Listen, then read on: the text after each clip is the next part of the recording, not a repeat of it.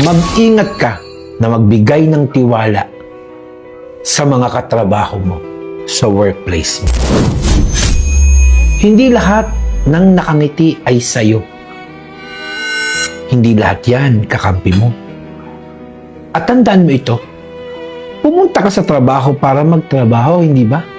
Hindi para maghanap ng best friend. Kung magkaroon ka siguro ng mga tunay na kaibigan doon, bonus mo na lang yun. Pero wag mong kalimutan na ang karamihan sa mga tao sa paligid mo may sariling laban sa buhay. May mga taong gustong ma-promote, gustong umangat, gustong mapabuti ang buhay nila at ang pamilya nila.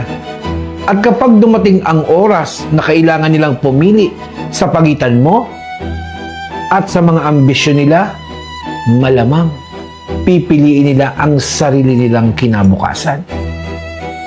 Hindi dahil galit sila, masama ugali nila, hindi dahil gusto kanilang saktan, kundi dahil trabaho lang ito. Ganito talaga minsan ang realidad sa workplace. Kaya, maging mabait ka, maging professional ka, pero mag-ingat na magbigay ng tiwala. Hindi lahat ng plano mo kailangan ikwento. Hindi lahat ng pangarap mo kailangan ipaalam. Kasi sa trabaho, ang unang pinoprotektahan ng bawat tao ay sarili niyang kinabukasan.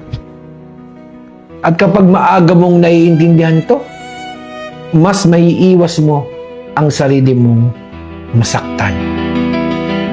Pag-isipan mo,